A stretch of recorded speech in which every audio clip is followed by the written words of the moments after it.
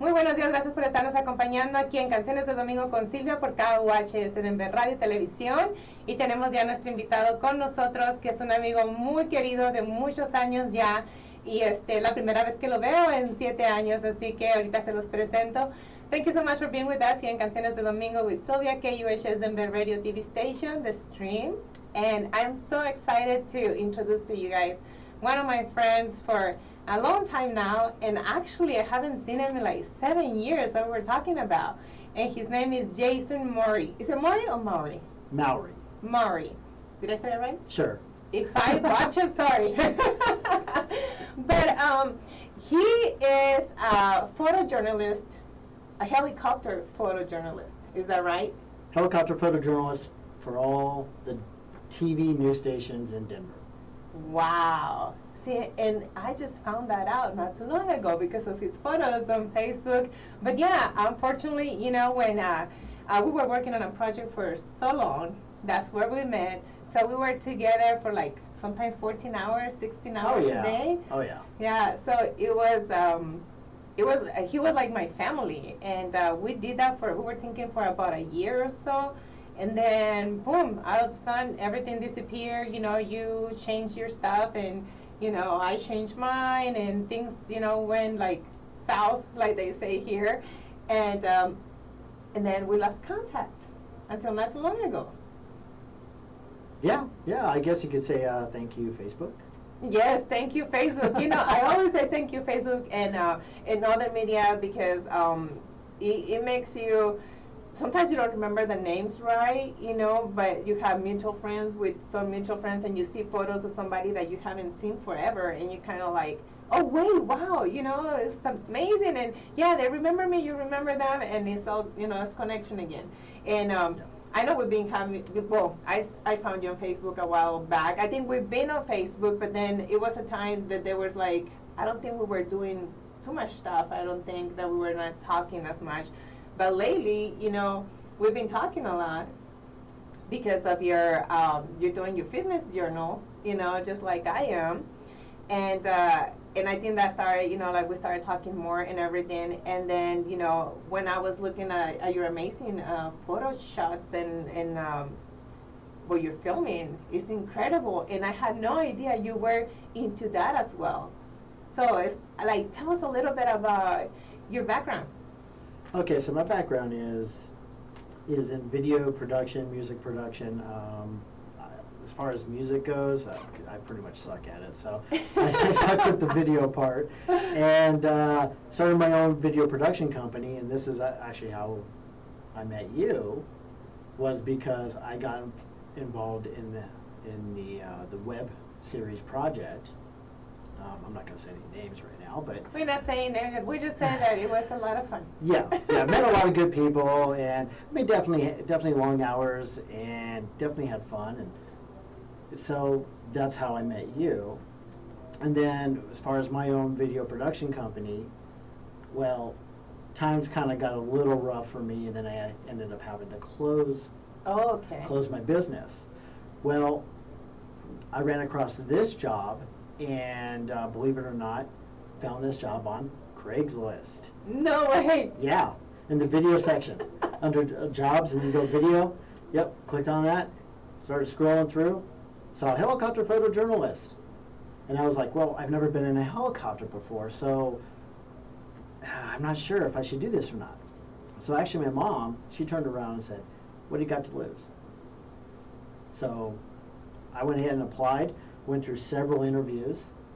I bet. How many interviews were there? Like. Oh, geez, there's probably, well, with my direct boss, I probably went through 3. And then I met with all the TV stations.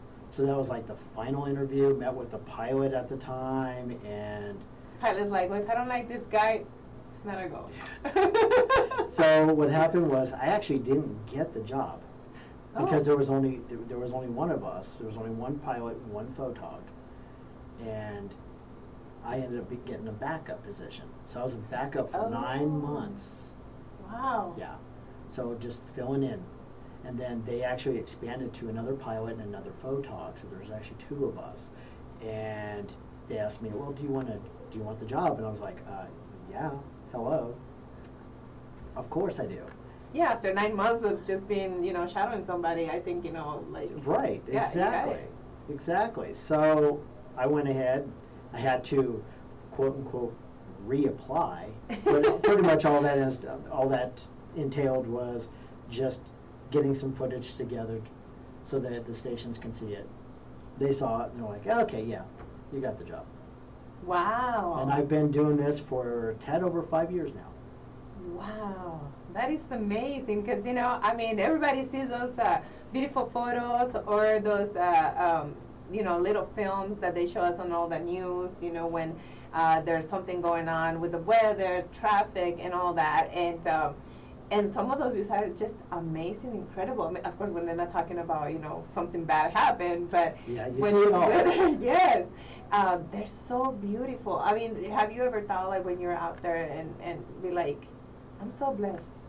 Every day I wake up and I realize I don't go to work. That's when you know you love what you do.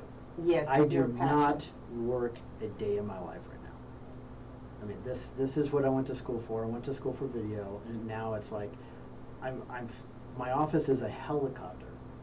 That is so awesome. And I fly above the city. I fly above the mountains. Well, the whole state, pretty much, right? We can fly all over the state, yeah. Do you go, how far do you go in Colorado? I know me, well, let's see. We could fly all the way down to the Four Corners if the stations needed us to, but we really don't. The farthest west that we've gone is Steamboat, or the Steamboat area. I know me personally, I've been out east, so I've flown out to Sterling. Okay. So, that's really yeah, pretty much middle of nowhere. Wow. Yeah. Wow, that is so awesome. So you cover everything. So is from any news that they had to be covered, from the helicopter, weather, traffic. Weather, traffic. We usually do traffic in the mornings. We do requests in the afternoons. But with the whole virus going around, they grounded us for traffic, because a lot of people working from home or staying home, or because of people losing their jobs, people Yes. being furloughed, so they're not Yes. working, so their traffic is lighter. And they're like, Just a little bit, like almost nothing. Like I've been there. Like, what is going on with this? Yeah. You don't expect Yeah, this much it's- traffic. So, wow, I didn't know that. Yeah, so now we're here for breaking news. We're here for requests. And so recently we've been doing a lot of the protests. Oh And- God. Yes. So you were doing those? Yes. For 10 days straight, I flew. Flew for 10 days straight, on average 6.8 hours a day. Wow. Yeah, for 10 days. Those Just- were intense. Just for the protests. Oh my gosh. Yeah, and I mean, what were your thoughts when you were looking at all the chaos down there? I mean, what were you feeling at the time? I definitely can't say some of the things because I probably end up getting fired. I just nobody's gonna know. Right. I mean, there's times where the pilot and I, we were like, well, okay, we'll see what happens here, and it's like we're seeing the tear gas, we're seeing the rubber bullets, we're seeing the little paintballs or whatever they have. Yeah. I know I've zoomed in on some of those paintballs. I'll just call them paintballs for right now, where they were actually hitting like the back of people, like in their back, Yeah. like backpacks and stuff like that. And you see the protesters making makeshift barriers, and then we're like, come on guys, you're not going to stop the cops. This isn't going to do anything. No. We've Just seen, go home. yeah, we've seen the vandalism, or we've seen some looters. So, yeah, being the eye in the sky, yeah, you see some beautiful things, but then you also see some chaos. But then you get obviously a bird's eye view Yes. from that the ground doesn't see. But then the opposite is that with the ground crews, they're there, and they're actually in the heart of the action, and so they see things that we don't also. Yeah, I mean, they pass by. I mean, we see one of our friends here for the station is Greg Nieto. Oh, And we're seeing how he got affected, with those protests. Like he was texting me and saying, you know what, my eyes are burning so bad. My skin is irritated Oh, I believe it. I mean, at least in the in the helicopter, we're safe. Yes. I mean, because we were flying about 7,000 between 7,000 and 7,500 feet in the air, and so nobody could really touch us. But I saw the news when somebody was pointing a light, a laser to the helicopter. Yep. I saw that. Yep. You were in it? If you're talking about the very first day that the protests were happening, it wasn't me. Oh. But I did get lasered. There was one time we were flying over downtown, and we got lasered twice, once with a green and once with a red. Oh. And it's two different people, but they were part of the same protest group. That's a no-no, guys. Yeah, it's a federal offense. Yeah, can you explain to the audience why they can do that? So what happens is the light, the way that the windows are in a helicopter, the light hits it, and the way it refracts into the cabin of the helicopter, it could blind you. Oh. Yeah, because instead of just being a single beam of light, it actually spreads out, and it could burn your retinas. Wow. But I mean, for us, whenever we get hit, we just look away. Now, Well, if you're wearing like nighttime goggles, then it won't affect you. no, it's a lot more dangerous. Oh, really? But see, we don't have those. So whenever we get hit, it's like, okay, we just look away, we pinpoint where they're at, and we contact Denver Tower. And they're right away they go and look for them. Oh yeah. So what is the fine for that? Is it jail? Is it? I'm not sure what the amount is, but definitely they could be looking up to jail time. Now, we were told, this was a few years ago, we were told that there could be like a $10,000 reward. We never received the money. Is it because I got it? Actually, I'm the one who's out. I'm just kidding. Yeah, that was you. Wow, 10,000. Well, I think is maybe they're doing it so that way they can get reports, but maybe I don't think they're like paying the money. It's too much money. I mean, even $1,000 will be a fine, right? Like $100. Yeah, I'm not sure. $100. I'd have to look that up as far as the actual fine, because I can't remember offhand right now. Wow, but it would be nice, well, I guess. I don't know. What are you guys thinking, cops? Where's the reward? Yeah, but it's we definitely contact the FAA right away, and then they contact the police or FBI. Yeah, sometimes are you thinking that they're probably just kidding about it, that is no harm or anything, but he's just saying it here, it can blind you, and of course if you're up there, you need your eyes to see where they're going, and basically they're actually working for us. They're like making sure that we get all the news, that we get what's going on. So don't do that, guys. It is very dangerous. Please, no. Please. I know sometimes people want to try. It's like, let me see what happens. Oh yeah. They think it's innocent. They think it's fun, and it's not. It's serious. Exactly. If you want to find out exactly if it is true or not, Google it. Everything's on Google. You don't have to experiment yourself. Just Google it. Yeah. And that's it. I know the DPD helicopter. We were told from them that they pretty much get lasered almost every night. I bet. But they fly a whole lot lower than we do.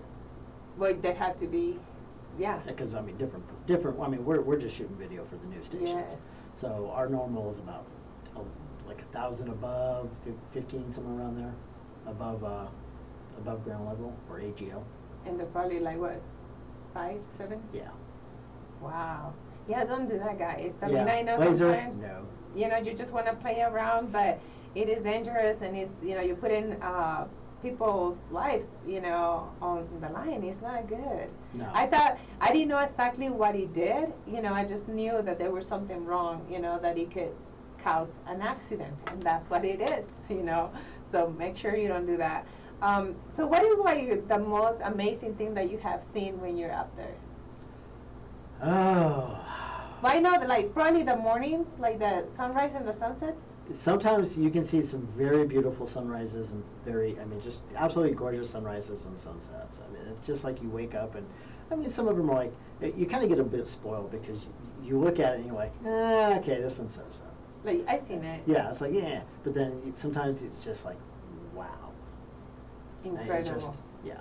Yeah, I mean, for me, you need clouds in the air. If there's no clouds, if it's just completely a cloudless morning, a cloudless at dusk time or evening, doesn't make for a good sunset. I gotta have clouds. I guess because they make the colors, right? The They clouds, help. like, you know, They they help. made like the orange, the red, the yellowish. Well, they help, and then you got some depth, and you got it's just more spectacular. It's more of an awe moment.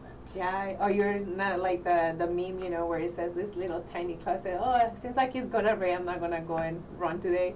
That's kind of like, oh, well, no, I'm not gonna shoot that. Right? Not worth it. Is there any specific area that you always think of being one of the best, most beautiful things that you've ever seen, either with the sunset, with the sunrise? Well, as far as like flying over, Yes. I'd have to say flying over the Continental Divide, Where's that at? Rocky Mountains. Rocky Mountains. Okay. Yeah, you know when you go in like through Eisenhower Tunnel? Yes. Yep, we've flown over Eisenhower. So seeing the tops of like the whole mountain range and the peaks, it's so breathtaking. I mean, I've seen lakes and ponds that I didn't even know existed. Oh, wow. Yeah. Well, you know where I'm finding a lot of lakes and stuff like that I didn't know they existed here? TikTok. Oh no, not TikTok. Yeah, you know, a lot of people said, you know, if you come to Colorado, visit these places, and I'm like, what are they? Like, I had no idea, but there's some beautiful lakes that there we are. have. Yeah, there are. Wow. And have you gone there by yourself after, like, you've seen them, like, on the air, like you drove? Honestly, I haven't yet. You haven't yet? No, I want to. That's the one thing about being out in the air is I can look down and I can take a look at the terrain and like, oh, well, okay, let's see how the road is. Okay, oh, there's parking there. Great. I can park close. That's good. I mean, you know, I don't mind a hike, but okay, well, this looks like it's doable. Great. Yeah, that is true. You have a lot of advantage. In others, it's like, okay, well, this is in the middle of nowhere. I'm definitely going to have to hike to get to this location. So. Do you see people there? I mean, is there a lot of people that Sometimes. hike to all these lakes? And wow. Sometimes. Wow, that's incredible. I mean, I know there's a lot of people that they like to backpack or whatever they call it, you know, backpacking, and they just like hike and they stay in these beautiful places for days and days and days. But I mean, once you have kids, I think it's a little bit different. And you know, when you have to take a lot of stuff with you, that must be really hard. Depends on if it's a day hike, if you're going like overnight. Overnight. I mean, those are some if you do overnight or even over like 2 nights or whatever, that's really extreme. And, Yeah. You probably need a lake that actually has a parking lot right next to it. For me, yes.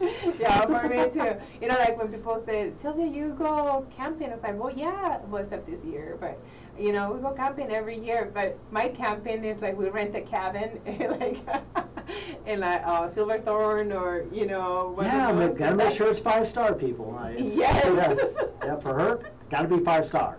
Exactly. So it's this big cabin with like 3 levels and like all these things, and that's my type of camping. You know? Yeah, built-in hot tub. Yes. Yeah, built-in hot tub and just all the just room service and. No, that we don't have that. But you know, I know. So, but what can you do? It's camping. You had to. You're roughing it. Yeah, you had to make it yourself. No, people were making fun of me, you know, because I mean, like that was my type of camping, you know, because I really don't do any outdoor stuff like that. But I do. Well, I have done, you know, just like walking through the Garden of the Gods and the Manitou Incline, you know, all the stuff. That's beautiful. I really like that actually. Even though it wasn't like camping, I was there for like almost 8 hours going up and down with 2 kids. And Alan and Astor were little. Astor was probably like 3 years old, and Alan was like 7, and they both made it all the way up and all the way down. Wow. So that's why it took us so long. But it was so funny because a lot of people were giving up like halfway or like even a third way, you know, and then we'll see them come in and say, how old are you kids? And I would tell them, like, I had to keep on going. I was like, yeah, I was like, well, it's almost there, no? And then they're like, people that were coming down, I was like, are we almost there? And like, no, you can only see through like there, but after that, it's like another, and I'm like, oh God. I was like, what have we got ourselves into? But actually, I loved it, Nice. That was really nice. So that was my camping for like 8 hours, money too, you know, inclined. But I was really happy, and actually, I'm thinking about telling the kids to go back. I don't know if they will do it now. Yeah, I'm wondering if they're even open. I seen people there. I like people posting stuff on Facebook, Okay. like they've been Okay. there. So I'm thinking they are. I know, like during rain season, they close down because of the the mud Right, and everything. right. But I actually saw one of my friends last week that she was there. So. Oh, nice. So and I told her, oh, that's the house. And she's like, I didn't make it all the way up. I only made it to like halfway through. I'm like, really? But it's like you do what you can, and that's why it took it so long, because we had to kind of take a little breaks for the kids, But we never looked back down. It was all the way out. Plus, we actually came down through the other side because those some of those steps are like so steep, and for the kids it was really dangerous. So we actually went all the way down, which is like gonna kind of like a zigzag, so it's like double the time. Okay, okay. But it was really fun. Have you done it? I've never done that. Jason, I know, shame on me. Yes, I know, shame on you. shame. That's right. Wow. I know. You need to do it. I do. You will love. I mean, I'm gonna be honest. I love it, even though like I'm not an outdoor person. It was really beautiful. I enjoy it. We took food. Actually, the food pretty much was gone before we even got to the top. You need lots of water, though. I believe it. Lots of water, especially if the day is really hot. But I think like the best day is like a cloudy day, so that way you can like not feel it so much. I'll just take a helicopter down. Ah, that's not fair. And then you just land on the top, right? Yeah, then say I did it. There you go. Like, there it is. There See, you Sylvia, go. I made it all the way higher than the top. Exactly. So what is like one of your worst memories from, being on the helicopter? Okay, so unfortunately, you do see people who have passed away. Oh. It kind of makes you stop and just think about life and think about what's important, and just kind of, at least for me, I just have to step back and, okay, where am I going with my life? Okay, and just, okay, what are my goals? What are my dreams? And it just reminds me, you got to live life. You can't take anything for granted. Especially sometimes when we're worried about some stuff that we're thinking is so important, and when we see something like that, Oh, and yeah. it's like, really, am I complaining about that Yeah. when this is happening, or this could happen to me? That's when I think we realize a lot of things, and that's when we start moving a little bit forward and kind of like taking care of ourselves. Right. Like we were talking about the other day. We don't put ourselves first, not to be, with a big ego, being selfish or anything, but it is, if you think about it, who's going to take care of yourself? Right, exactly. Nobody. Nobody will take care of yourselves. There's a lot of people that promise you, don't worry, I'll be there for you, always, and Yeah. I'll take care of you. That is not true. It's not going to happen. You never know if that person is actually being honest, but also something can happen to that person, and what's going to happen to you? Right. You're going to be alone. So those are the things that make you like, okay, I need to start. Well, there's that. There's also going after what you want. It's for me, at least for me, the secret to my life is being happy.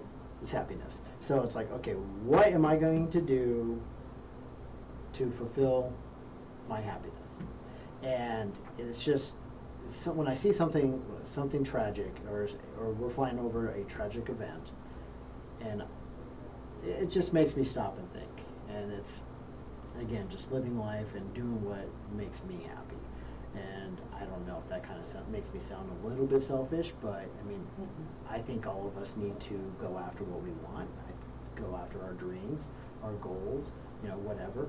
I mean, if your version of happiness is drinking a glass of chocolate milk, we'll go do it. Yes, having a cake. There you We'll go. do it. But it's always, I said, don't take things to the extreme. Everything Right, extreme, it has to have consequences. So you need a balance. You know, I love food. He knows that. I think Jess and I were always cooking in the kitchen right, when we were yeah. like working together. You know, if you guys remember Jess, my friend Jess Kettrick, kisses to him. We were always in the kitchen. We were in charge of like feeding the crew. You know? And we were always, you know, talking about food. And but there always has to be like neutral spot, you know, that you don't take it to the extreme. Or if you take it to the extreme one day, it's like, okay, and the next day try not to, you know, or like you're gonna overeat the day, fine, overeat the day. If you're gonna feel like overeating the next day, go ahead and do it. But then you had to put your mind into like, I need to stop this. This is it happened already for 2 days, 3 days. When you're on vacations, you know, don't hold yourself back either. Enjoy your vacation and enjoy the new food that you, I don't know, whatever place that you're going that you never try certain things. Right. Go ahead and try them. Enjoy it. You know, you never know when you're going to be back at that place or if you're going to have a chance again to have the same type of food. So go and enjoy it. You know, live your life. But, you know, when you come back in here, try to get your life back to normal, you know, and it's not, nothing's going to happen, nothing bad. You know, it's all good. Don't extreme it every single day, though. Right? Yeah. I know I do that a lot. Like overeating? Oh, extreme, yeah. Oh, to the extreme? But there's certain days that you can't do that, right? Okay, at least for me, there's certain days that you can do that. But then it's like I realize that, like if I eat something because it just like tastes so good, and then I'm just like, oh, I want more. So it's and fun. yeah, and then I eat the whole thing, and then it's like then I feel just lousy afterward. Yes. But then it's like, okay, so lesson learned? Well, Until tomorrow. Yes, until tomorrow, and then I'm doing it all over again. But see, this is the other thing. If you're gonna do that every day, exercise. Yes. That's the thing. See, I eat whatever I want. I eat as much as I want. Sometimes I get sick, you know, because I'm gonna be honest, you know, I like to eat and I overeat. But then I know that I'm going to have to exercise, and I'm going to have to put my 100% on my exercise so that way I don't feel as bad, you know. And if I want to do it again that day, well, I'll do it again. But, you know, the exercise has to be there. I know you've been doing pretty good on your exercise as well. I have, and I feel better, and part of the reason, too, is I want to missed it. But, so... obviously, you can't do exercising while you're working or sitting in a copter. Oh, no. So, I mean, I hope you're not trying to. No, I mean, one, there's really not enough space. I mean, thank God I'm a bit shorter, so then that way at least I can fit inside. You don't want my legs? Well, yeah. Would they fit in there? I mean, they could. So I get a chance to go in the helicopter, maybe. So.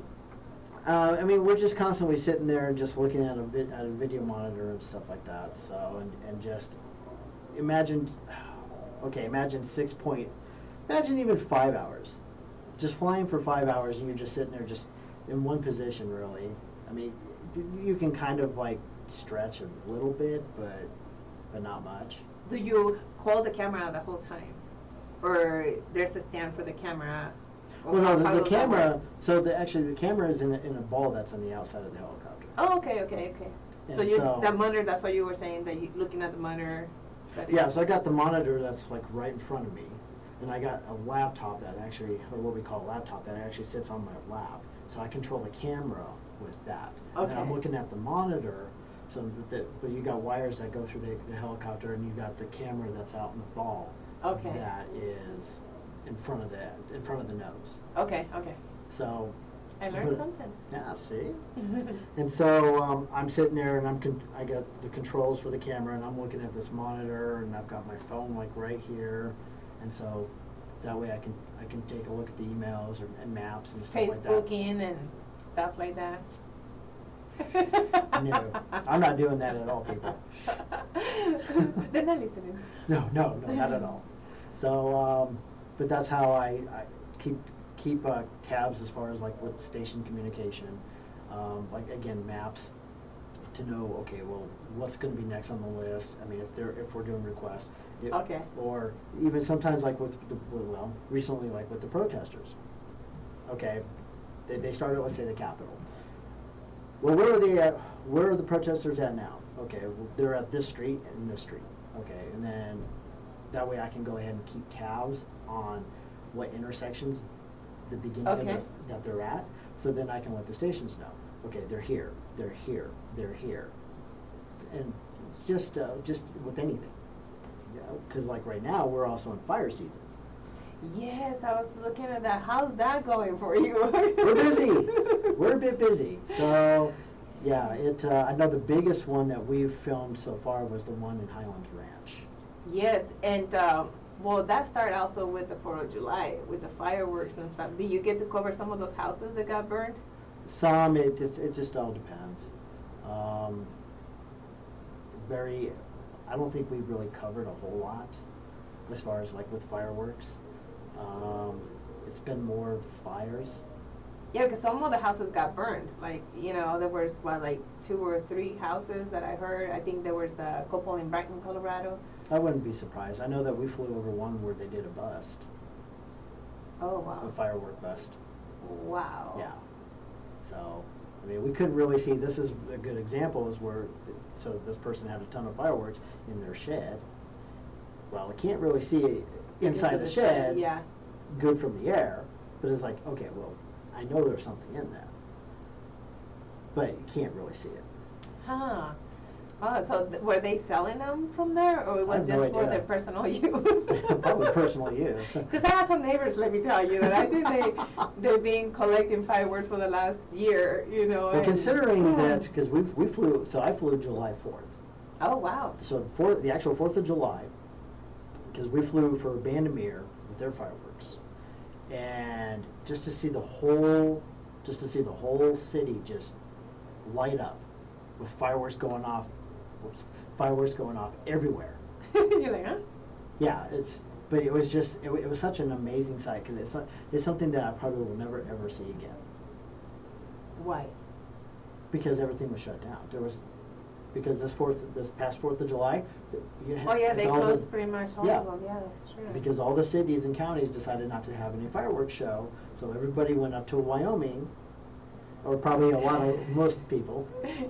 bought the illegals, brought them back, and they all shot them off all at the same time. I mean, it was quite a sight. Hey, you should have gone to my house. Pretty much every neighbor had them. Those big ones. Oh, I'm sure I've seen it from the air. Yeah, I mean, where you by Green Valley Ranch, you know. Yeah, I mean, I mean, the whole city was just lit up, and it wasn't just Denver; it was all the major cities across the U.S. They all did the same thing. Oh, wow. Yeah. That is crazy. Well, if you had those big fireworks, thank you in a way. Hopefully you didn't get hurt, you didn't get fined, you know. But it was, I think that most of the people were, like you said, doing them that day. Yeah. And wow, so you flew until what time? Oh, I think about 10:30, probably 11, because we flew Bandamere for their 4th of July fireworks show. They started at what time? Oh, they were about 30 minutes late. They're always late. Yeah. Aren't they? Like, you're always waiting for the fireworks and none of the stuff goes off on time. Yeah, because it's always like the rain, the wind, you know, all the factors they have to look into. There was a rain shower that went through earlier, so I think everything got delayed because of that. Yeah, you know, that rain shower by my house, I think it started around 4, I think around 4, and it lasted probably less than an hour. And the rain was still going when my neighbors started lighting their fireworks. I'm like, huh? Really? But they started really, really early, really early. Yeah. So that's why I'm thinking they collected them for the whole year, because they probably said, you know, we have so many we have to get rid of. I don't know. There's probably some fireworks dealers up in Wyoming that can retire. Yes. But it is, you know, I bet the site, like you said, it was so amazing, and it's probably something that you're not going to see again. But on a way, we hope so. We hope. I mean, as beautiful as it was, I hope things get back to normal. Yes, that's what I was thinking. Is like we kind of need to get back to, you know, gathering our parks and, you know, seeing all the fireworks, or, you know, things that we used to do before and we were not able to do this year. And like you said, and also it's probably a little bit less dangerous, because a lot of people, they're not professional lighting fireworks, you know. Right, and especially this year, we're in such a huge drought Yes. That I know that that fire down in Highlands Ranch that came very, very, like, basically it ended across the street from some homes down there. Oh wow, it was very close. Yeah, so that started, it wasn't man-made, but it was started from an, I think it was an electrical pole Oh wow. from like one of the wires or something. I'd have to look that up to make sure, but I think that's what the cause was. Wow. And so it's so dry in that, I mean, these fires are just spreading just very quickly. I mean, the recent one was evergreen. So that they had an evacuation in place for 1,000. Wow. And sometimes we don't think about it like, I mean, we say 1,000, no, 1,000, but just think about it like, What if you were one of those 1,000? yeah, it didn't matter if it was like two people. If you were one of them, that is really dramatic. Not just because you had to leave your house, it's because all the stuff that is going on with the virus. It's like you cannot do things like how they used to be before. Like, oh, I'm just gonna go with my neighbors, here or something. Right. You have to be careful. Yeah, and it's like, okay, well, hey, guess what? You're the lucky one that gets to be evacuated. So now you have to decide, well, okay, what am I going to pack up? Yes. Now, whether it's started by lightning or fireworks, I mean, ultimately it doesn't, I mean, I guess it can matter, but at that an point, evacuation is evacuation. Yes. And you have to make that decision quickly, and it's like, okay, well, there's my animals, if I have any, okay, what personal items? Memories, yes. money, papers, yeah. collectives, especially like in Evergreen, like there's a lot of those beautiful, amazing cabins, Oh, there's some, yes. Yes, yes, they're amazing. So you kind of look at most of the stuff that they have in there is collector stuff.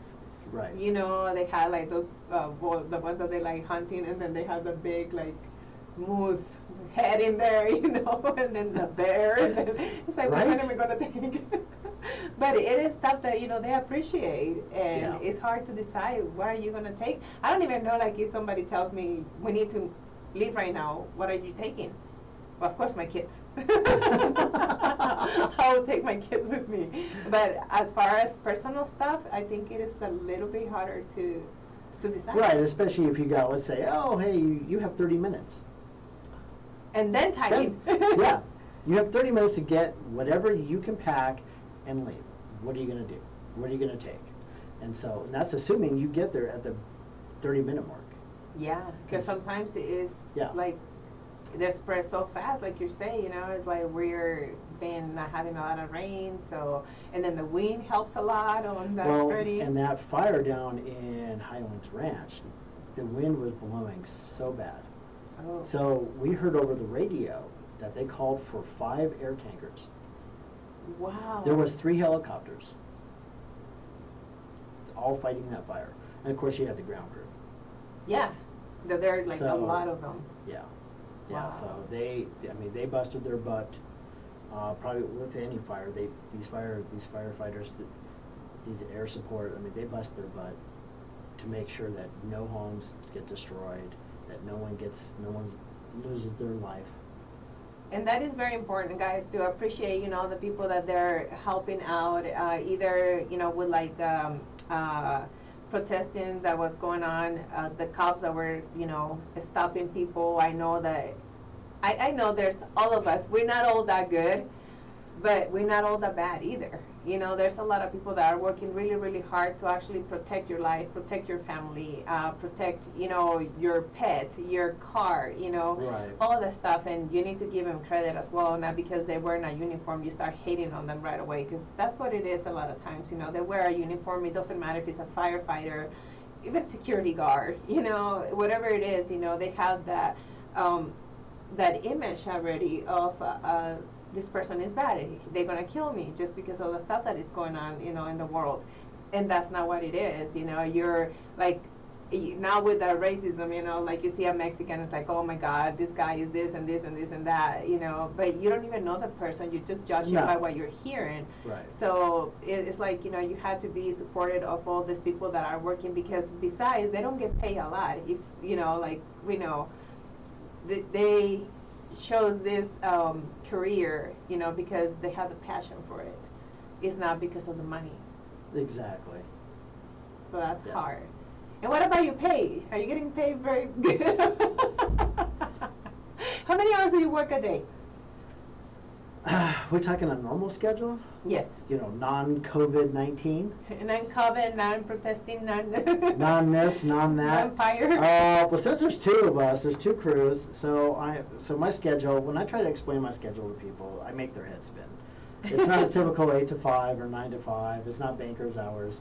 Is it like Mexico, like you have like from this hour to this hour, and then you can have like this hours off, and then you go back to this hour to that hour? Pretty much, yeah. It's a lot of on-call. Okay. So, morning time, I'm on call from midnight till noon. Oh. But I'm at the hangar from 5 a.m. till noon. Oh. Yeah. And then I fly from 5:50 to 7:30 for traffic. When I work afternoon, I'm on call from noon till midnight. I'm at the hangar from noon till 7 p.m. See, your head's already spinning, I can tell. From noon till 7 p.m. And then I'm in the air from 3:50 to 5:15. Wow. That's the normal schedule. And then I'm on call for 2 weekends per month. Okay. Okay. So you guys need to hire like a third person, a third helicopter, so that way he can get like just on call for like 1 week in a month. But Well, it is tough. It is tough. I mean, we kind of worked the schedule a little bit to our favor, to where now I get basically two 4-day weekends a month. Okay. But in replace of that, because I get 2 Fridays and 2 Mondays off, but in replace of that, I have to work double shifts, 2 Fridays and 2 Mondays. Oh, okay. So then I'm at the hangar for 14 hours. Wow. Yes.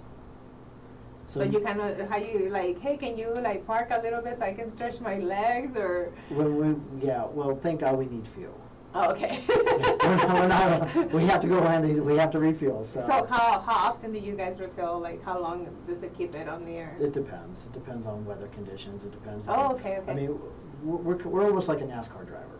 We make a lot of left-hand turns. Sometimes we like to change it up, and then we turn right, and then we just orbit. We just make a bunch of circles. Wow, really? Yeah, it's like, ooh, there's a left-hand turn. There's another left-hand turn. Oh, I wonder what they're going to do next. Wow. But normally, like, if it's a good day, a good weather, how many hours can you be there? I mean, we could probably fly. Well, the limit, there is now a limit to 8 hours a day. Oh, okay. Okay. If a pilot goes over 8 hours, they're going to have to call in another pilot. Oh. But the longest, I know one of our pilots, and I know myself, the longest that we've flown as far as hours in one single day was 10.8. Wow. So we almost flew 11 hours in one day. But that was because there was something going on? That's protest. The process. Okay, because I know, is there something like an emergency, something that it needs to be covered? It's pretty much like, it doesn't matter if they already flew the 8 hours, they have to be sent out. Yeah, I mean, we take our cue from the stations. Okay. And so this is what they want, and it's like, okay, well, if weather's good and we can fly, then we'll fly. And where do you meet your helicopter pilot? I mean, do you drive all the way to one of the stations, or? No, we're based out of Rocky Mountain Regional in Broomfield. Okay. That's where the helicopter's at. Oh, okay. So where do you live now? I live in Westminster, just south of the airport. Oh, wow. Well, not so bad. Actually, I think I've been on the airport because there was the 40s ball or something like that, and they did it in there. I think. Yeah. There could have been. Yeah, I think wouldn't that's doubt what it. it was. Yeah. Yeah, I think it was in there. Yeah. Oh, that's nice. Well, you don't have to drive so much then. No, my rush hour consists. Let me tell you, my rush hours. It's exhausting. It's like around 8 minutes. Wow. Could be 10. You get edged in there, Could be 10. You're gonna get out of the car and be all old and Exactly. be Like, what the heck? I feel like forever. Do you plan that, or you already have your house? Okay. I did.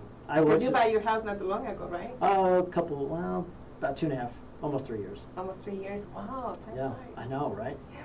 Still so much to do. Yeah. I remember when you got it. Yeah. I mean, I purposely bought it close to the airport because I was told that we have to live within 30 minutes or less. Oh, wow. Yeah. So. Because of breaking news. So I'm thinking maybe that's why you didn't get the job the first time, like the main one. Were you living a little bit further than that? I was living in Aurora. No wonder. That's what it was. It wasn't they didn't like you or anything. It was where you lived. Yeah. Well, the one question I was asked during that interview process is, hey, I looked at your footage and I noticed that there's no aerial footage. Have you ever been in a helicopter before? And I was like, ooh, I guess I can't lie about this one. I did, but I never took my camera with me. Yeah, I guess I could have said that. So, but I told him, hey, you put me in this, I can do the job. And now it's, like I said, I've been here for a little over 5 years. You do a great job. I mean, it's amazing. And now, of course, that I know is you, or maybe the other guy, but there's only 2 of you. The chances are pretty good that it's your footage. It's really good. Right. In worst case, you're like, hey, was that you up in the air? Yeah, exactly. Like, no, oh, okay, I knew that. No, but that is crazy. Like 30 minutes, you had to leave within 30 minutes, but you made it better. 8 minutes. Yeah, it's because I didn't want a long travel time. Plus, I got dogs. I got to go home and feed. Yeah. I mean, especially if you don't know, like, when there's something that comes up, like as an emergency, like you say, like on call or something, what do you do with your dogs? I mean, you have a lot of time to get them ready so you can leave, or when you're not coming back? Sometimes, I mean, they got plenty of water, so that's fine. But as far as food, it's like, well, I guess they'll have to wait. Wow. Yeah. So then sadly, it's happened before. Yeah, I mean, I think we all had gone through something that we cannot get to the house on time to take care of our pets. I remember the blizzards for what was the blizzards in April? What year was it? 2004? 2005? Maybe 2000? Something like that. Well, it was, those blizzards between April and May that nobody expected. But they were people were locked in the houses because there was no way to get out of the house. But I was an essential worker, so was my husband, and we had a little dog. And we just got the dog too, so we didn't know what to do. And the thing is, we actually got stuck at work. So it wasn't like we were leaving the house to go to work. It was we were already at work when the blizzard happened, and they actually put us in a hotel, it was right on the corner of our work. So they would let us go sleep for 4 hours, and we had to come back and work. And then again, we'll let us rest for a little bit and come back because nobody could actually get to work. Right. And so we had this little Shih Tzu, and we were like, my God, what is, his name was, hopefully it is still, Ochi.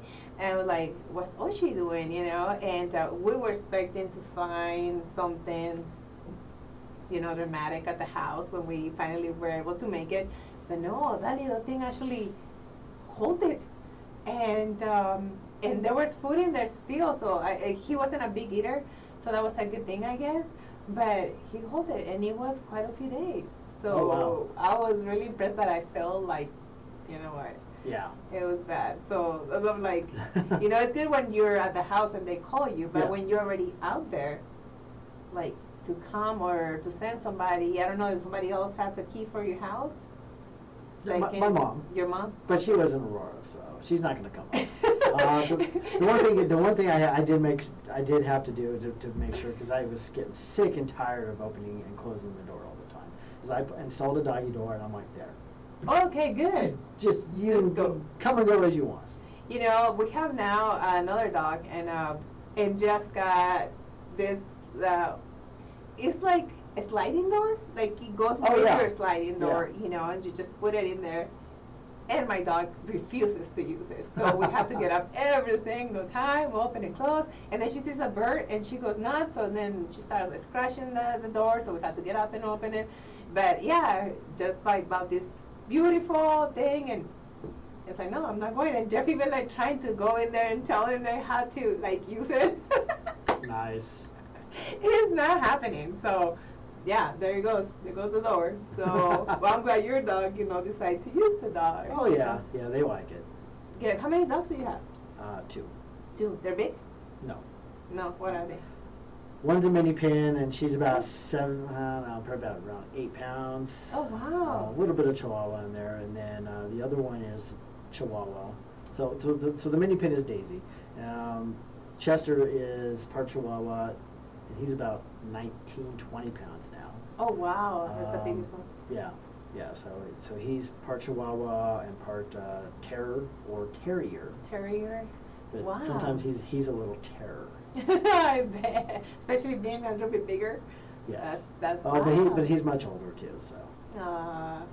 How old are they? Chester is probably about 15, 16, and Daisy I think is around 8 or 9. Oh, wow. Yeah. Wow. Oh, mine is a year and a half. Oh, well, there you go. She's a nut. She's There a nut. you She's go. just like my daughter. That's what I'm saying. Like, she's just like my daughter. My daughter and her are like the same. They're always doing something, eating, and going crazy. They want to play all the time. So it's like, okay, go with go with your you two sister. go play. Yeah, You with two go your play. sister. And my dad's like, I'm playing. She wants to play too. But yeah, but it is. It's really nice having pets. It's always good when you're feeling the unconditional love from somebody. Oh, right? That you have somebody to come home and they're gonna be so happy to see you. Oh, they're so happy to see me every time. The whole neighborhood can hear them. Well, they said that animals don't have the sense of timing. Yeah. So they can see you like in an hour and get all excited to see you again, and you can go outside for a couple seconds and come back inside, and they receive you the same way because they don't understand that it hasn't passed that long or it's been too long. So that is amazing. I think, like that love that you feel from them, it's just like, oh, they're really excited to see me. However, I think they do know when it's time to eat. Yes. Yeah, because as it gets closer and they start whining and they start crying, and it's like, okay, yeah, you gonna get up and feed me? They say, well, the belly has a different timing. Yeah, exactly. Because sometimes, when we're working, sometimes we don't realize that we're hungry. When we're Yeah. really busy and we're doing something, or we get a little bit hungry, we're like, oh, later. Next thing we know, it's been hours that pass by. I know there's some people that actually forget to eat. I don't know how you guys do it. If you have any secrets, let us know. But, I don't forget to eat. I just know that, I have to just wait and wait and wait. But I'm always, thinking, okay, as soon as I finish this, I have to eat. And then I need to eat again. Depends on, the time. Yeah. But, we work together, and sometimes we know how many hours were we, working without eating. It was impossible. We had it to finish something, especially when the sets were rented and there had to be a deadline that we needed to, be done by that time. And Right. it was just keep on shooting, and no food. Sometimes not even like drinking water. It was like go, go, go, go. It was a lot of hours. So I know you can do it. I can. I've been there. I can do it. You. I've seen you. So tell us, Jason, what are your goals? What are your expectations? Like with your career right now and with your job right now, is there anything else that you want to do with the news stations? Well, I know one goal. Right after I got hired, it was a few months. It was I think it was early November, where actually it was just right place, right time. Ended up filming a car chase. I came very close to filming another car chase out in Oakland. Wow. Yeah, when I filled in out there, but it got called off right before we got to the area, and so I want to film another car chase. You talk about adrenaline pumping. There you go. Well, let me know. We can work that out. Ooh, got connections. Yes. I can try to make it happen. Yes, that's awesome. A couple of friends with some, Ferraris out there. Oh. Wow, but those are the ones that you. That was adrenaline pumping, and because it was like then all the stations are taking it all at the same time, and obviously depending on how their broadcast works. But it's like, oh hey, breaking news! Hey, guess what? We got a car chase. Copter's over it right now, and So and it definitely just got the adrenaline pumping, and of course it didn't help when a pilot, one of our pilots who is still here too, he's a friend of mine also. He was saying, "Oh yes, we're gonna get an Emmy. We're gonna get an Emmy. Oh, Emmy time. We're gonna get an Emmy for this." And I'm like, "Dude, shut up. Just like, enjoy the ride." It's like you're not helping the situations, Eddie. It's like, yeah, you're the one who has to fly, but I got to keep the camera on this guy. Yes. Especially when it's like sun's going down and it's getting darker out. You had to check, shades and all the stuff. I mean so that's I guess as far as work goal, that's one of them. Another one is, which it has started, was traveling to fill in other cities. I filled in Boston, so that was pretty cool. Congratulations! I didn't know that. Yeah, I filled in Boston, and then like over basically it was over New Year's Eve. I filled in San Francisco. So I got to film fireworks from San Francisco for New Year's Eve. That is so cool. And then I filmed fireworks here. Because I know, like on California area, they like on New Year's they have so many cruises on the ocean doing the fireworks. Yeah. And so it's all by the fireworks that were set off by the Bay Bridge. That is so cool. So and it was pretty cool to see the fog roll in over the city. And then it just kind of stopped and then just kind of went away a little bit, and then next thing you know, you're seeing fireworks going off and stuff like that. And, so that was really cool. That was such a cool experience. That's so beautiful. And how do you? I mean, do you get called when they need somebody to fill in? Yeah. Or okay. Yeah, my boss, she ends up calling me, or she called me, and she's like, "Hey, we need someone to fill in," and it just so happened that both times I got called to fill in other cities, I took vacation time. Oh, it just happened to happen. It just happened. It just happened that way. So I was like, okay, well, I guess I'm on my vacation back, but then I get to experience other cities. So, I mean, it's like when I went to Boston, I didn't really get a chance to see the city from the ground, but I saw it from the air. Nice. So, I mean, it was cool to see it. Well, yeah, it is, and it's so much different in Colorado. So. Just a little bit, just a little bit, I mean, if it was no time, probably wouldn't be that different.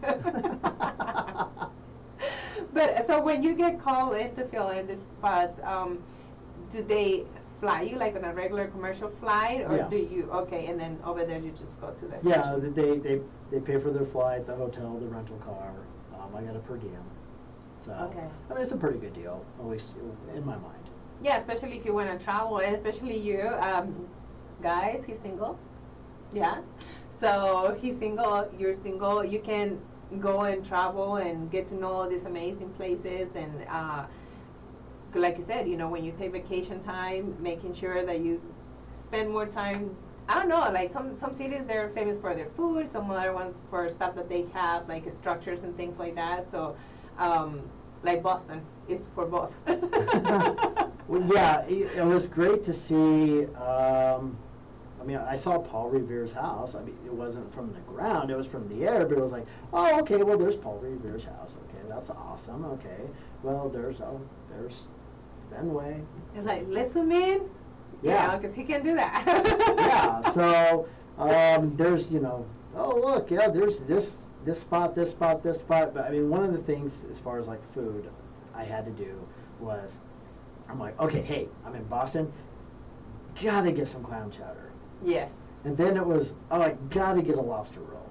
So I ended up getting both. I mean, it cost about $40 for both. Or no, it was like 40 for the lobster roll and a little bit more for the clam chowder. But so delish. But sometimes sometimes it's worth it. Like, I mean, I don't know. Have you been on Disneyland and Disney World? And when I was a kid, I've never been to Disney World. No, I actually went to Disney World first with my nieces, which I don't recommend if you have little kids. Go to Disneyland because it's smaller and you can visit everything.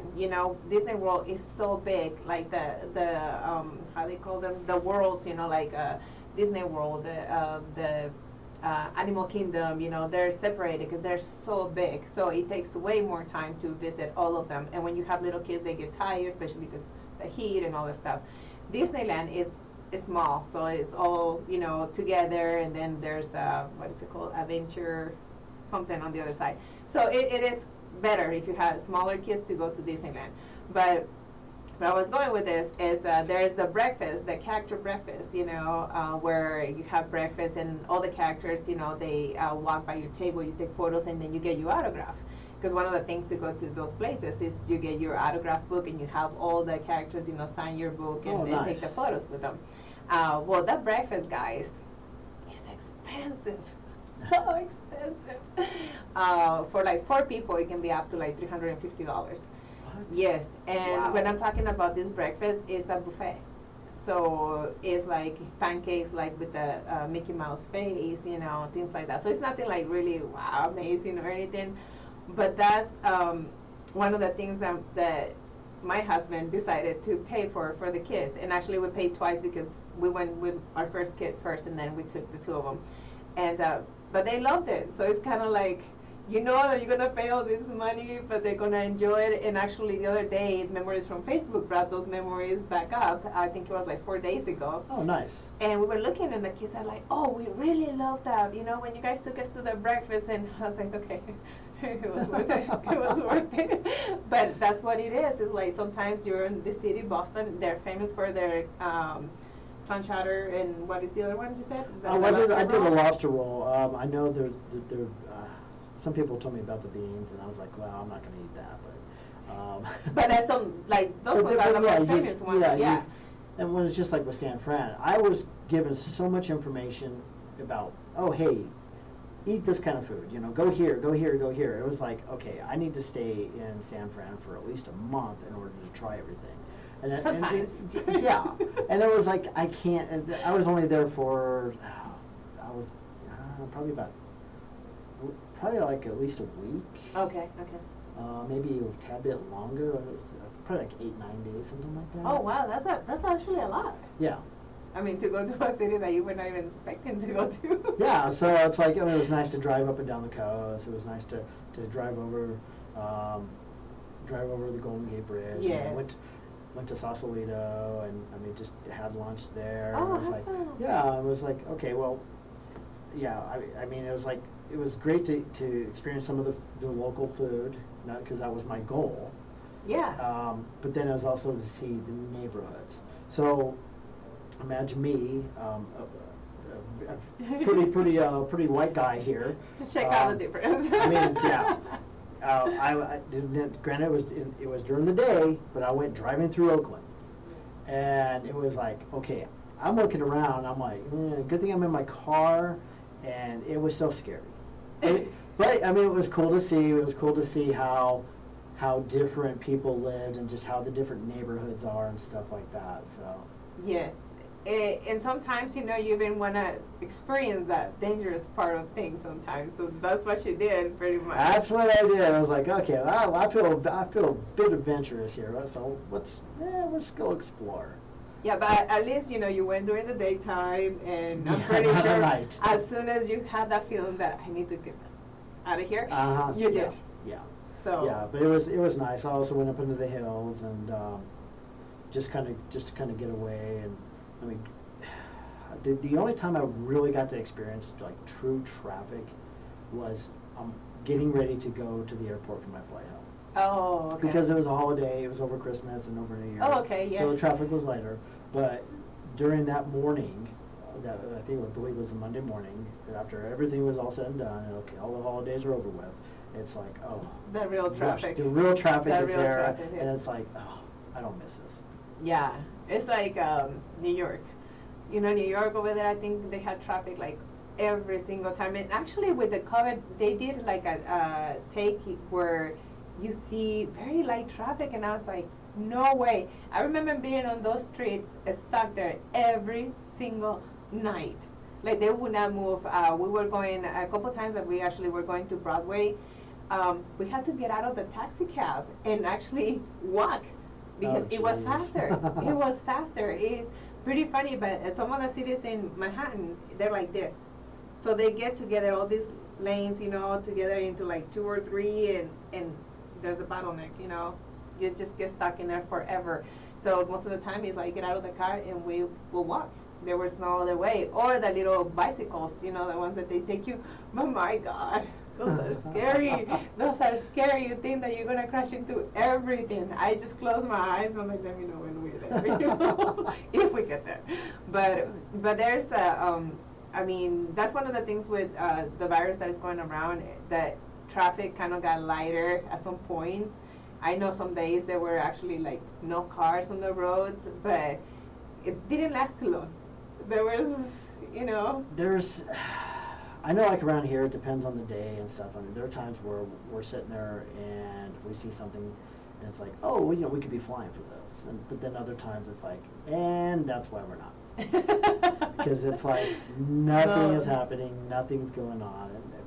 And so it's, and with all this virus stuff happening, and furloughs and layoffs, different companies.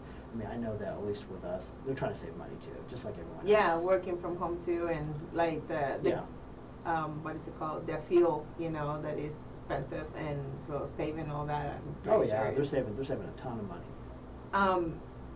Last night I watched the movie. What's it called? Greyhound, with Tom Hanks. Okay. I've heard about it. And talking about fuel, it's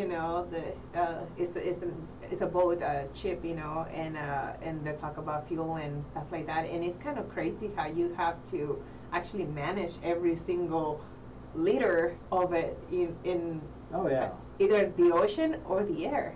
I mean, also when you just drive on the street, but it's easier for us to get any of that stuff than you guys, thinking like we need to stop and fill up again.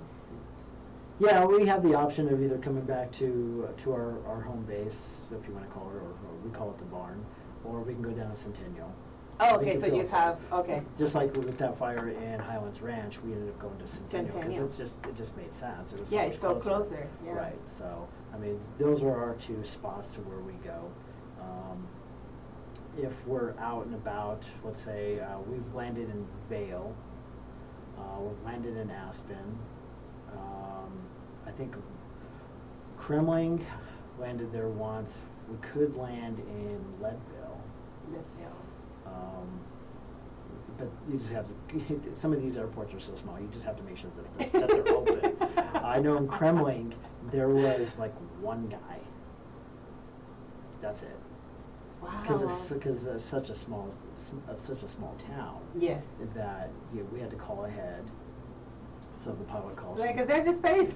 Yeah, it's like, hey, are you guys open? You guys have fuel? Great. You gonna be there? Are you sure you're gonna be there? That is funny. Yeah. So. And when you're flying, what is your best times, your favorite ones to be flying over? Winter time, summertime, springtime? I like spring because of the storms. I've captured some video with like lightning in the area, and I keep hoping for a tornado. Not nearby or anything like that. Please. It's like, okay, let's go chase that storm. Yes. So springtime because of the weather. Fall, you've got the changing of the colors, but usually when we make trips up to the mountains, then we're able to see some of the fall colors, and I can really zoom in on the camera and just get some great video and get some great pictures and stuff. That is so beautiful. Wintertime it plays havoc because you got such a huge contrast between the snow and the like exposed ground and stuff. I mean, especially up on the mountains. I was just everywhere. It's just the high contrast, and you're constantly adjusting the iris because it's like it's either too hot or it's like too cold, or too cold, too dark, too dark, too cold. So it's one of those things where winter is probably not my favorite. Because of how's the helicopter? I mean, are you exposed sometimes? Like, can you? Well, we have a heater. So wintertime, at least we have a heater. Summertime, we don't have AC. Oh, okay. So like temperatures right now, makes it really interesting. It's I mean, we're sweating. Especially 5-6 hours in there, it's like, wow. I mean, we can open up the window and we have vents, but we don't have But AC. you don't have AC. Do you know those little fans that you just put batteries on it? And It just blows hot air. I tried it. Believe me, I tried. I plugged in a fan and I was like, it's just blowing hot air. It's like, oh, this isn't working. Wow. So when you're moving forward, even with the vents and the windows open, it's fine. But when you are orbiting, or especially Just if in you're one hovering, spot, yeah, it doesn't do anything. it doesn't do anything. Maybe we need to give you one of those water bottles that has a little fan, but at the same time, with the little mister and just put ice in there, Yeah. and then or like put it on the freezer before you go out, a couple hours, and that will be refreshing. I learned that from this. I like that idea. That's an awesome idea. Thank you. Yeah. I think sometimes, So brilliant. Thank you. I get the Amy. But I actually thought about it because thinking about Disneyland and everything is so hot out there. Right. And that's the bottles that we get for our kids, so they can keep a little bit like normal, I guess, because it's crazy because everybody wants to get their face painted. Yeah. And it melts in the next 5 minutes, so there you are paying like $20, $30, $40 for face paint, and then it's gone in like the next 5 minutes. So those ones help a lot. You know? Well, I know that the helicopter, it does have a rating when it gets too hot. Oh, okay. But the pilots decided, we pretty much all made the decision to, if it hits 98 degrees or higher, it's like, nope, no flying. Only on emergencies, or not even. Just not even that. Oh, really? Yeah. Oh, wow. It's just like, it's like any other weather condition. If the clouds are too low, we can't fly. Doesn't matter what's going on. Oh, okay. Just like with the STEM school shooting in Highlands Ranch. Yes. They kept wanting us, hey, can you fly? Can you fly? Can you fly? Can you fly? And it was like, nope, because of weather conditions. Okay. But it has to be, a border. I mean, it has to be your security, your safety, all the stuff. Safety is priority. It's always number one. Yes, because as a lot of people think it's because you had to cover because of the news and you had to be everywhere. But if it is too dangerous, it's not going to happen. Yeah, we hate declining, and it's like, oh God, we feel so bad. But at the same time, it's like we got to look at the safety aspect of it. And so if it's like, I'm sorry guys, we can't fly because of weather, it's not happening. Yeah, Mother Nature controls all. Yeah, exactly. It's always Mother Nature, Gotta love her. Right. Is there any times that you've been wanting to do something that be, in the helicopter when there's something going on, but you haven't been able to, that you couldn't cover it, or somebody else had to cover it, or? I mean, there are moments where it's like, ooh, I wish I was flying today to cover this, but. It comes and goes. It just all depends. I mean, because it's like, well, you may miss this event, but you don't know what's coming. But you don't know exactly. You don't know what's coming. And then next thing you know, you're covering this event, and it's like, okay, well, this is cool. I mean, it kind of makes up for. I mean, you definitely get rewarded. You get it rewarded. Well, that's pretty good. I mean, that you don't look at it, because I know a lot of people. They're just. And on this case, we're going to call it, have a little bit of ego when they want to be you at the time. They want to, they don't see that they can have something better maybe the next day, or something similar the next day, something that can make up for that. And they're always like hating on you because you got to cover whatever it was that they wanted to cover. Well, I know the thing with us, my mom always complains about this. It's because they don't announce, like, okay, hey, here's who's in the copter. They always say, hey, it's Copter 4, Air Tracker 7, Sky 9, yes. Sky Fox. And so that's all they say. Yeah, but they don't say, oh, yeah, it's this person in the copter. My mom's always like complaining at the TV or yelling at the TV and going, mention their names. You gotta mention my son's name and stuff like that. So it's like, I get it, Mom, but at the same time, it's like, yeah, it's fine. Well, I remember I was watching some news because I do think like your mom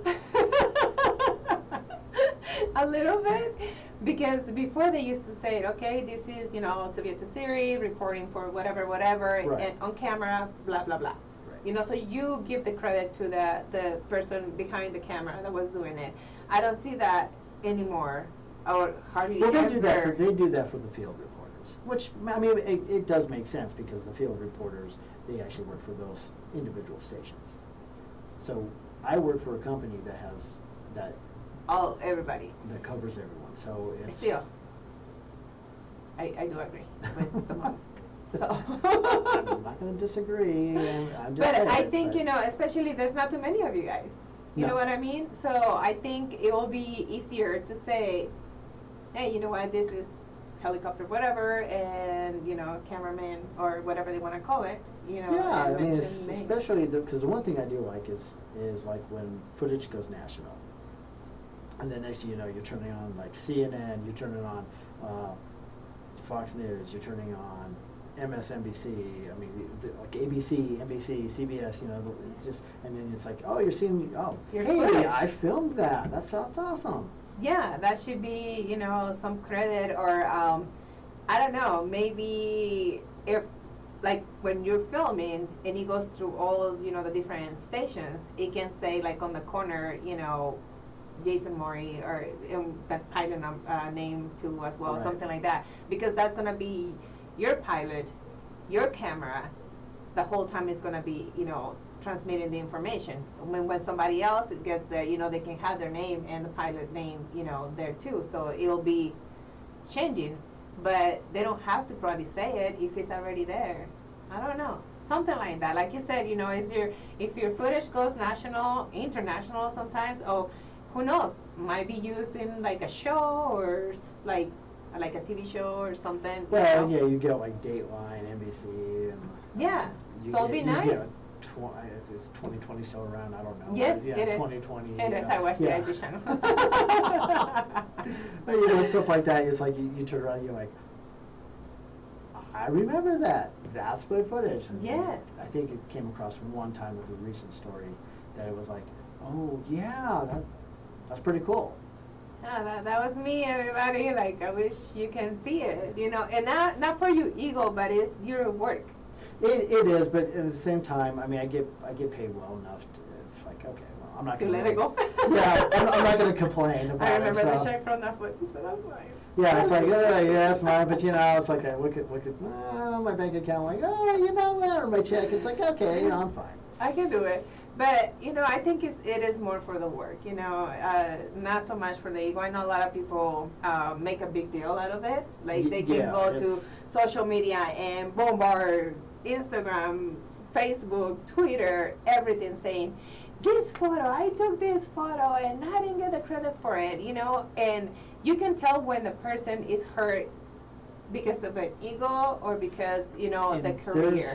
Yeah, and there's, unfortunately, just like in the video world that I've come across a ton, well, you know, there's a ton of egos out there, and it's like everybody wants to be the guy or the man or whatever you want to call it, and I'm learning that's the same thing like even with pilots. It's tons of ego, and it's like, okay, you know what? There's the door. Check it at the door. Exactly. Don't be grateful for being in this position. I mean, this is what I tell myself. Be grateful to have the job that you have, to love what you do. Check the ego at the door. It's yeah, we all have egos, but it's how are you going to respond or how are you going to react?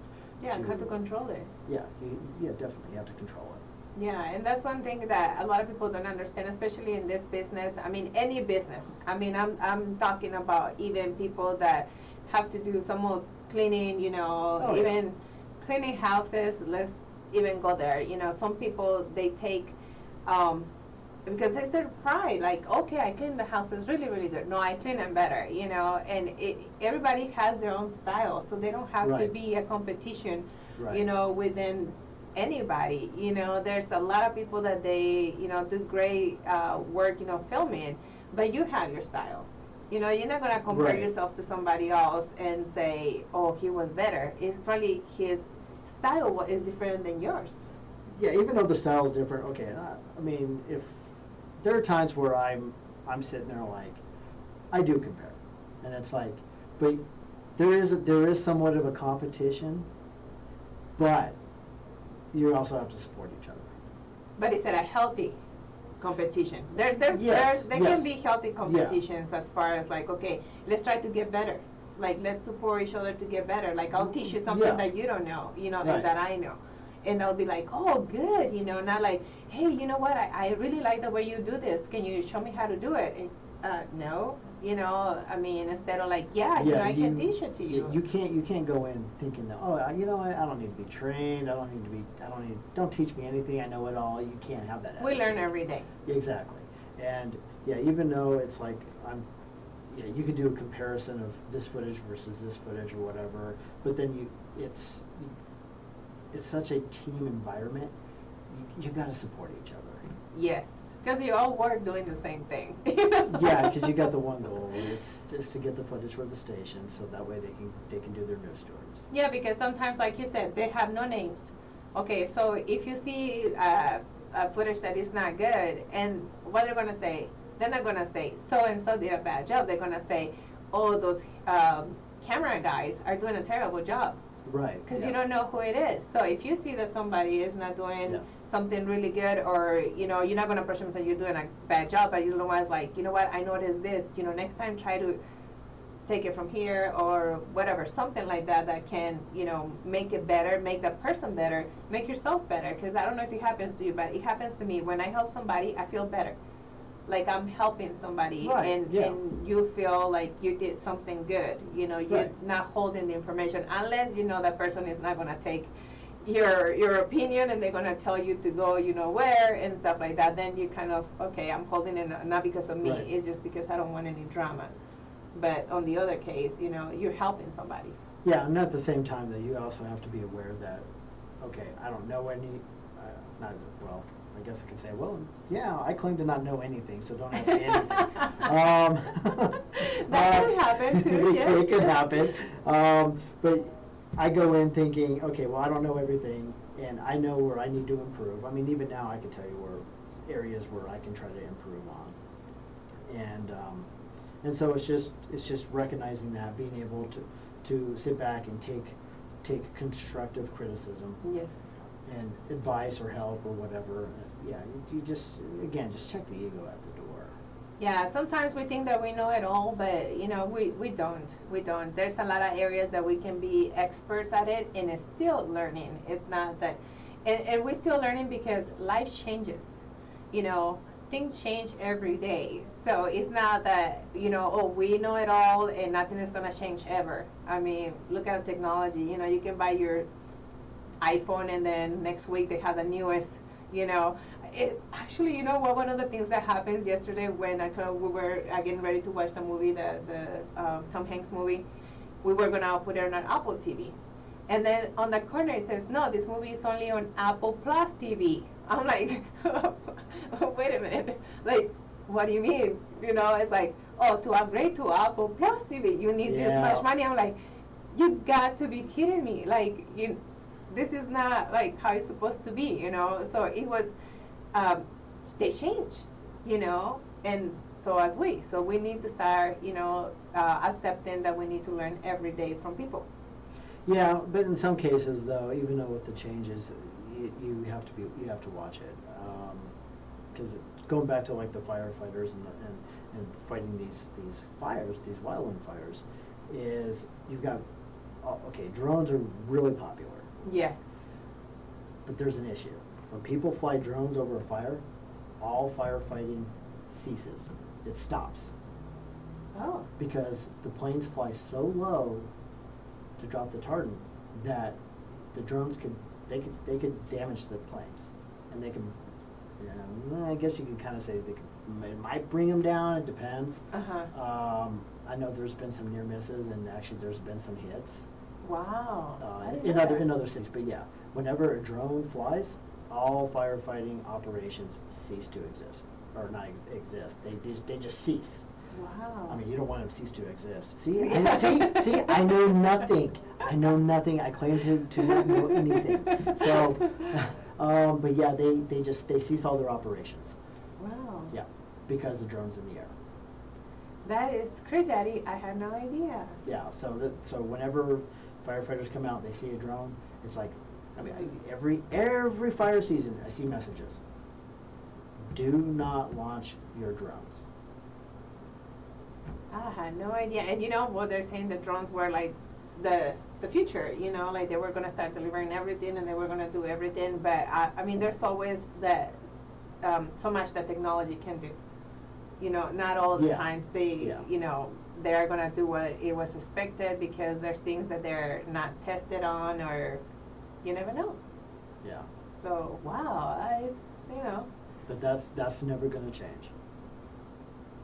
So, it's, and then I can't imagine if, oh, guess what, sorry, we can't fight this fire.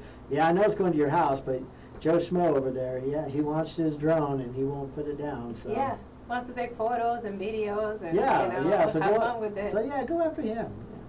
We won't stop you. Do you know if there's a fine for that? There should be, right? I don't know. Honestly, I don't know. I think there should be. I mean, so if you have a drone out there and you're seeing this, you're watching, you're hearing that drones cannot be around fire. You know, I mean, we don't care if it gets burned or anything like that. You know, it's just we care about the fire. Men not being able to do their job because your drone is flying around just so you want to, because you want to see the scenery, you know, of something getting burned. Yeah. That's not good. So, wow, that is, you know, good pointers. Do you want to tell the audience anything that they should not be doing when you guys are flying besides the lasers? Lasers probably about the biggest thing, because I mean like I said, we fly about 1,000, somewhere between 1,000 and 1,500 AGL, so that's above ground level. So we're flying all over the city. The lasers are probably about the biggest thing. Yeah. So I have a question. When you fly by my house, do you remember how like upset we used to get when there was airplanes around my house when we were filming? Oh yeah, I remember. It was so bad because I live right next to the airport, guys. So we were filming inside my house, and besides, we had to turn off the AC. We had to do so much stuff. Turn off the refrigerators, any type of noise, you know. And sometimes we were filming and you hear all the airplanes, the helicopters, and it's like, you used to get all red. I used to just get so upset, and now it's like, if we know, it's like, oh look, hey, they're filming. Oh, someone's reporting. Oh, let's see if I can make some noise. So they're talking. It was crazy. Yeah, let's make some noise. That noise is so loud, so you had to stop totally filming, and sometimes, you know, we had to restart again, depends on, and then sometimes when we were finishing the scene, and then we had to start all over again. So that was incredible. I was thinking, you know, if you even like think about that when you pass by my house and thinking, oh, we were filming in there, and it was. Oh, there are times it's like we're sitting there, and we're filming.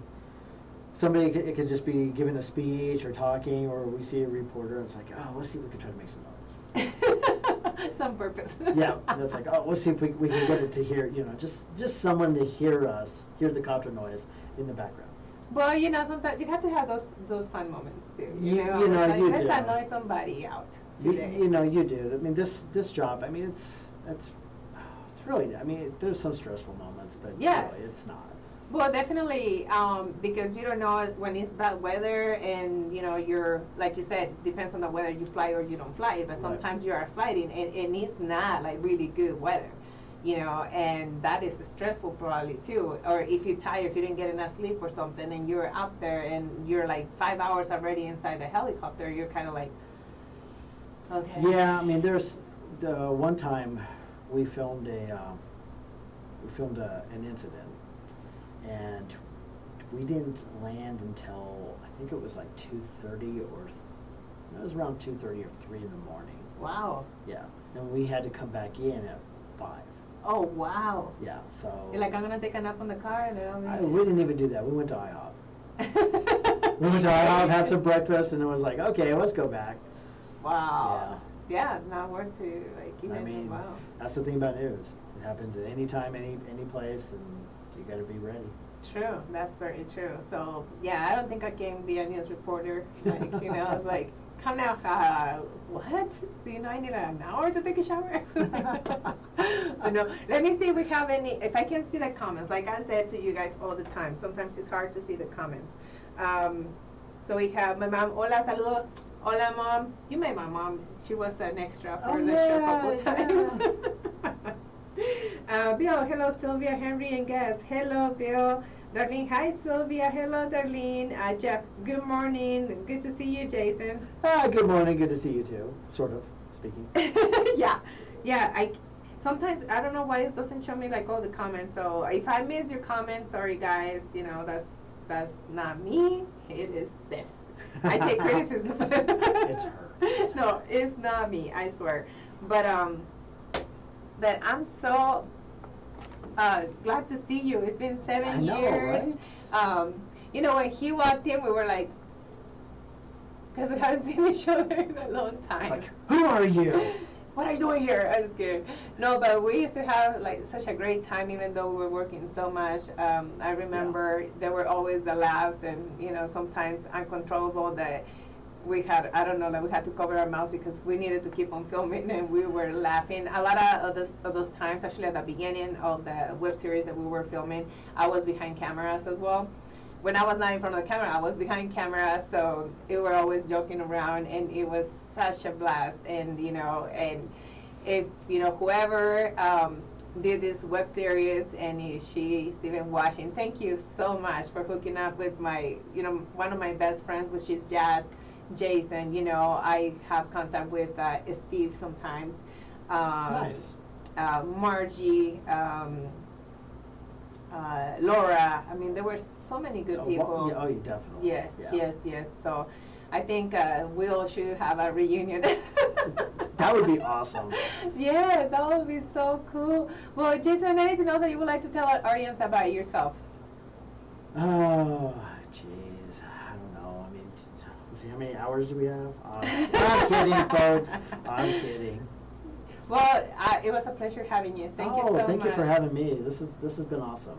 Yeah, thank you. It was really nice to find out more about what you do and about what, you know, all the people that are the helicopters, you know, doing. I mean, I had no idea. First of all, I had no idea that you transmitted for every single station, you know. Yeah, it's really it's not a big secret. It's like a co-op deal. Well, it was for me. It's the maintenance on a helicopter, at least from what I've been told, is about $1 million a year. Oh, wow. So you split that up rather than each station having collaborate. their own. Yeah, it's a co-op deal. They're saving money. It's safer for us, less air traffic. Yes. Yes. It's just a good deal just all around. Yeah. So you guys know now. You know, there's only a few people doing this, and he is one of them. You know, and I mean, he's on Facebook. If you want to follow him, you know, he posts some very beautiful photos and of sunsets and sunrise. It's just amazing. Yeah, just whatever I can figure, decide. Oh, hey, this looks like a great moment. So click.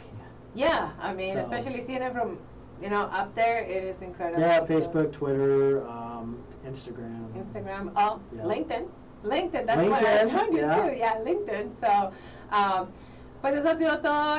No traduje mucho porque no traduje nada porque nos metimos en la plática, pero le doy las gracias a mi amigo Jason por haber estado aquí con nosotros. Y como les digo, él es el que toma todas las noticias desde el helicóptero, sigue todas las protestas, el tráfico, el clima. Él hace todo eso desde el helicóptero. Nada más son 2, así que si ustedes ven algo, probablemente él es el que está dentro del helicóptero pasándoles toda la información a ustedes. Así que muchas gracias. Nos vemos el domingo que entra en Canciones de Domingo con Silvia por KUHS de Radio Televisión. Thank you so much, guys, for being with us. Thank you, Jason. I really appreciate your being here. Yeah, thank you. And we're still going to catch up. So my house on wait for me early today. I'll see you guys tonight.